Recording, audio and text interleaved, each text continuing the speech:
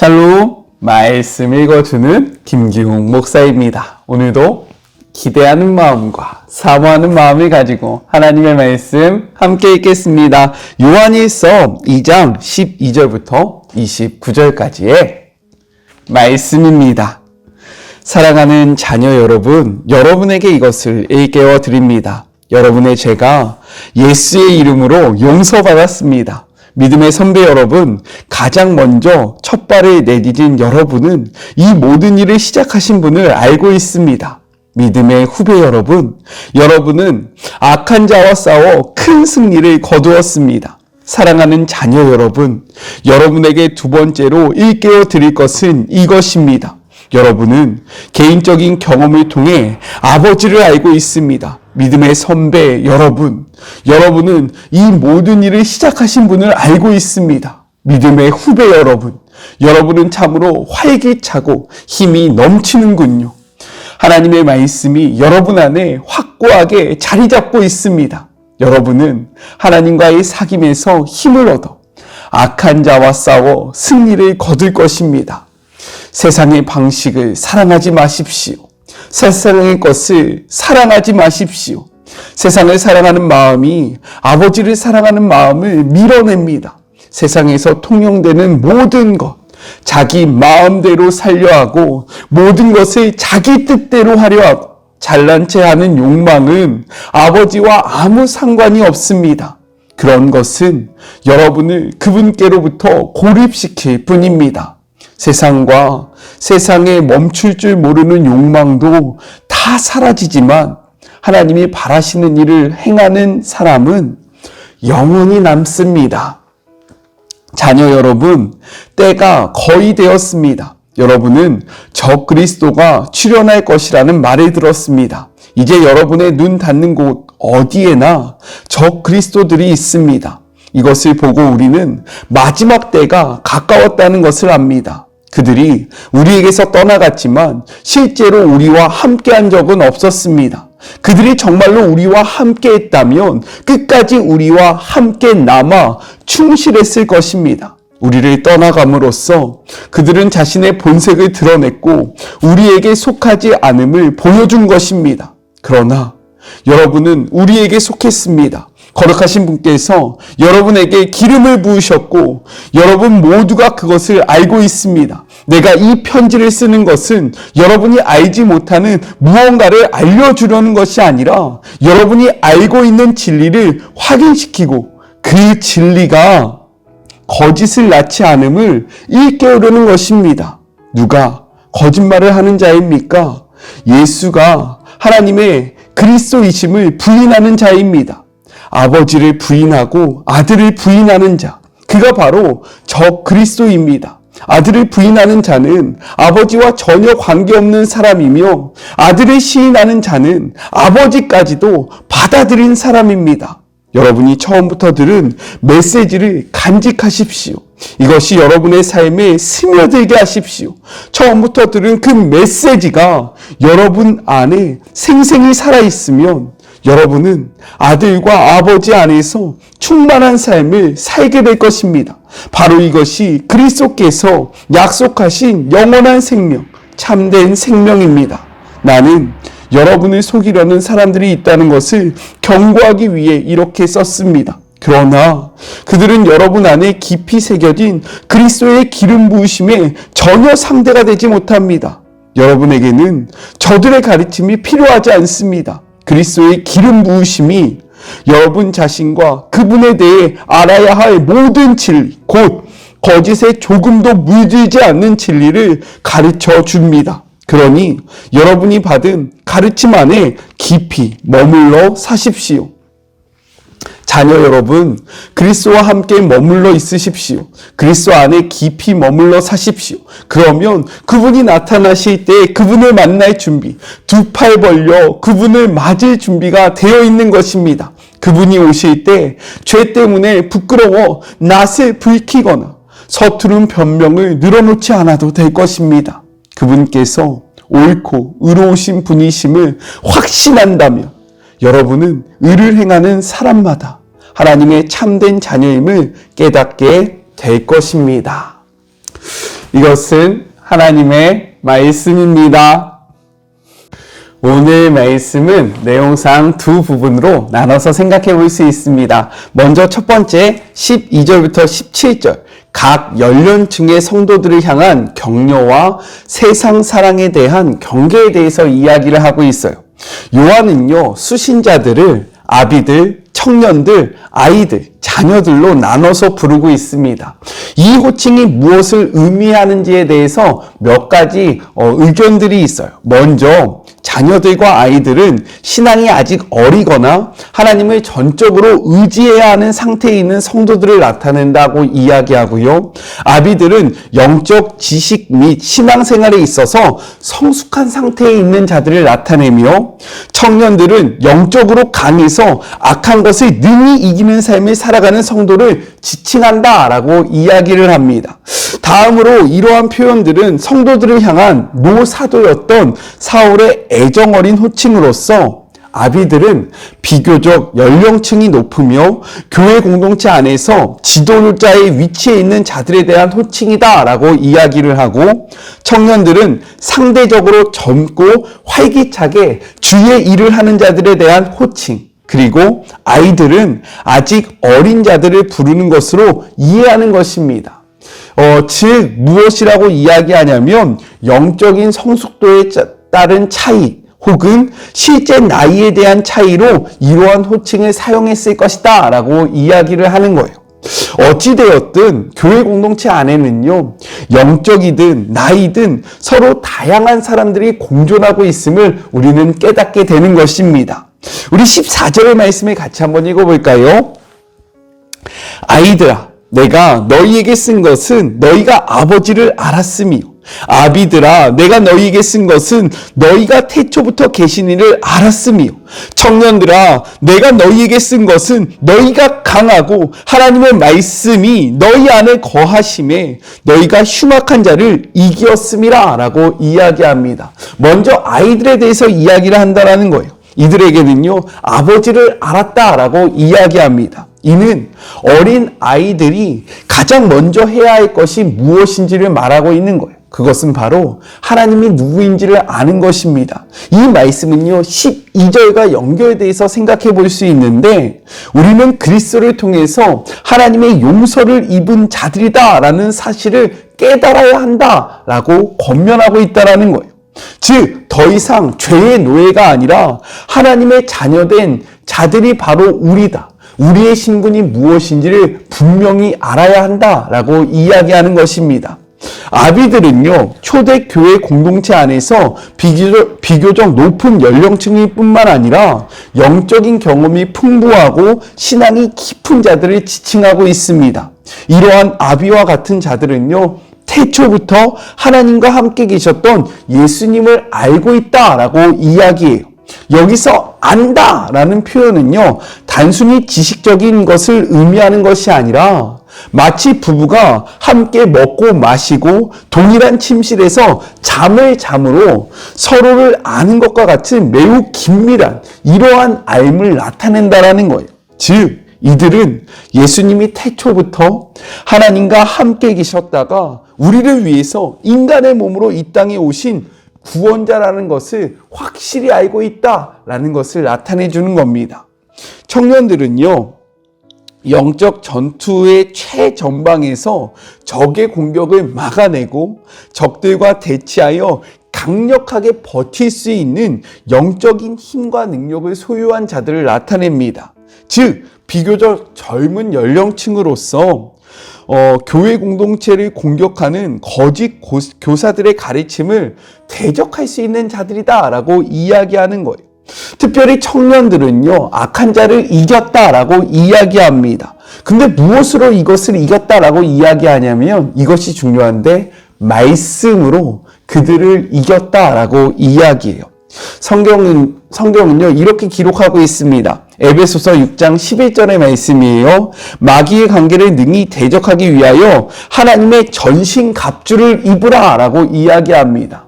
이어지는 말씀 속에서요, 많은 것들이 나와요. 그런데 그 모든 것들은 방어적인 요소입니다.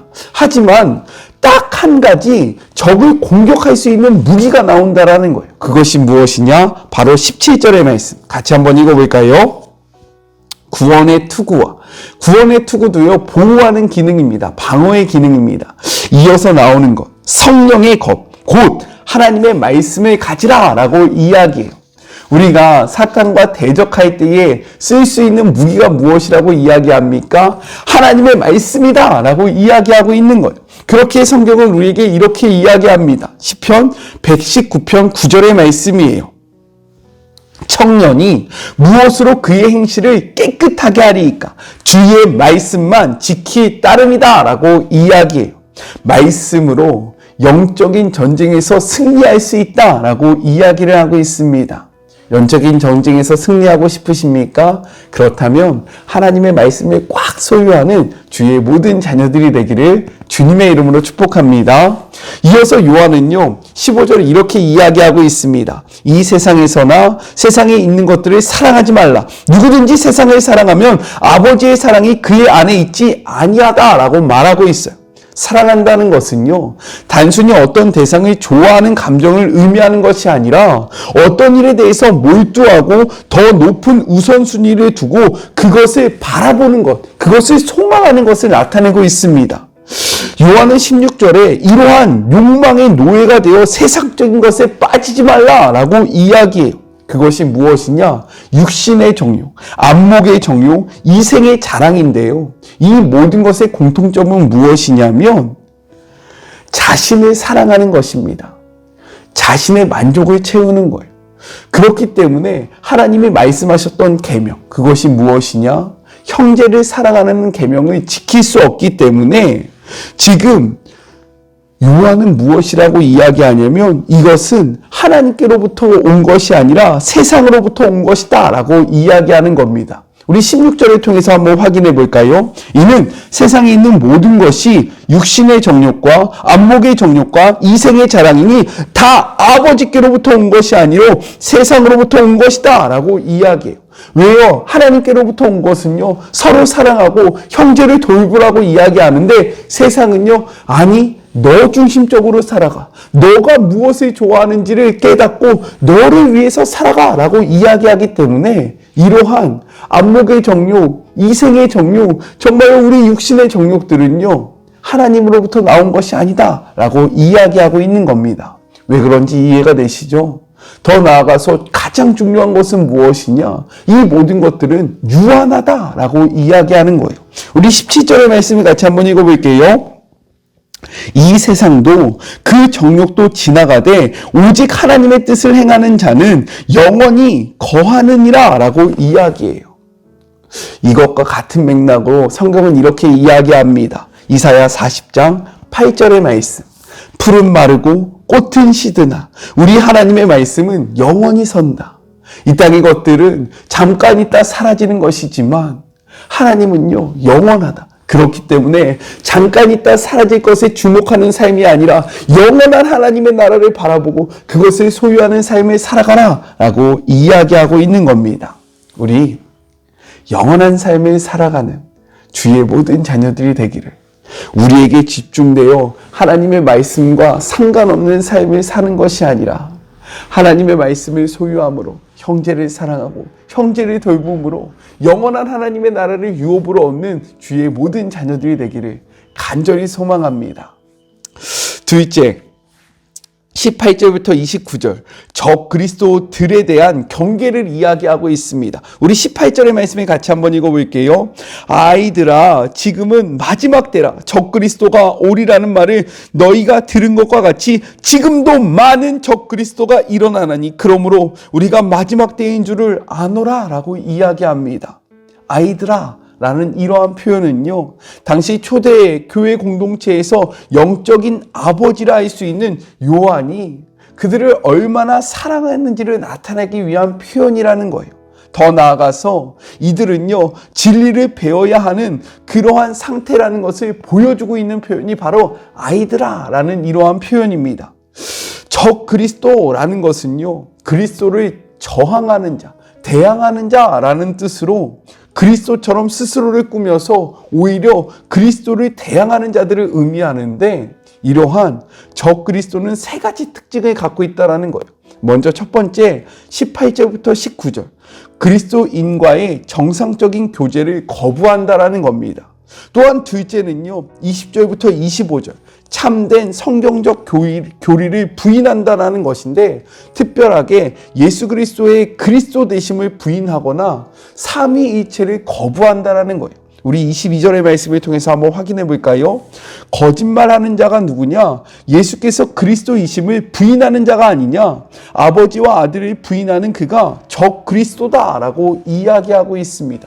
마지막 셋째는요 26절 성도들을 미혹한다라는 거예요.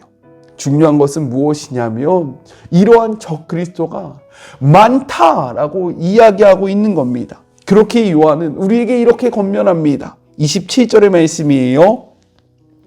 너희는 주께 받은 바 기름 부음이 너희 안에 거하나니 아무도 너희를 가르칠 필요가 없고 오직 그의 기름 부으심이 모든 것을 너희에게 가르치시며 또 참되고 거짓이 없나니 너희를 가르치신 그대로 주 안에서 거하라 라고 이야기합니다. 주께 받은 바 기름 부음이 너희에게 거한다 라는 것은요 바로 성령님을 나타내고 있는 거예요. 우리 말씀을 통해서 한번 확인해 볼게요. 사도행전 2장 33절의 말씀입니다. 하나님이 오른손으로 예수를 높이시매 그가 약속하신 성령을 아버지께 받아서 너희가 보고 들은 그것을 부어 주셨느니라 라고 이야기합니다. 이렇게 예수님이 우리에게 성령을 보내주셨기 때문에 우리는 적그리스도에 대한 가르침을 받아서는 안 된다라는 거예요. 왜냐하면 성령님은요 우리를 깨닫게 해주시는 분이기 때문입니다. 말씀을 볼게요. 요한복음 14장 26절의 말씀입니다. 보혜사 곧 아버지께서 내 이름으로 보내실 성령 그가 너희에게 모든 것을 가르치고 내가 너희에게 말한 모든 것을 생각나게 하시리라 라고 이야기합니다. 무엇이라고요? 모든 것을 가르치게 하고요. 모든 것을 깨닫게 하신다. 누가요? 성령님께서 이러한 것을 우리의 삶 속에서 이룰 것이다 라고 이야기하기 때문에 우리는 적 그리스도의 가르침을요 받을 필요가 없다라는 거예요. 그 가르침 앞에 우리가 해야 할 것은 무엇이냐? 이것이 하나님의 말씀인지 하나님의 말씀이 아닌지를 분별하는 것입니다. 성경은 이렇게 이야기하고 있어요. 고린도전서 2장 13절의 말씀입니다. 우리가 이것을 말하거니와 사람의 지혜가 가르친 말로 아니하고 오직 성령께서 가르친 것이로 하니 영적인 일은 영적인 것으로 분별하느니라.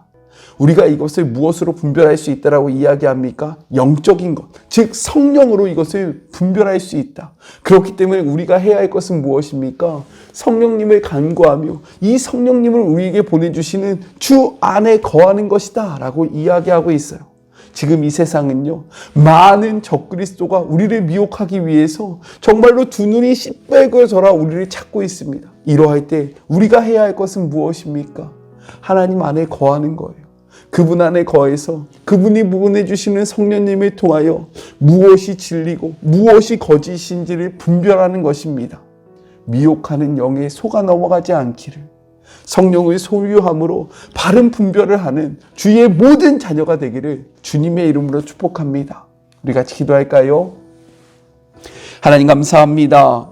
오늘도 말씀을 통해 우리가 어떻게 살아가야 할지 무엇을 향하여 나아가야 할지를 분명하게 깨닫게 하여 주심에 감사합니다. 하나님 우리가 세상의 것을 사랑하지 않기를 소망합니다.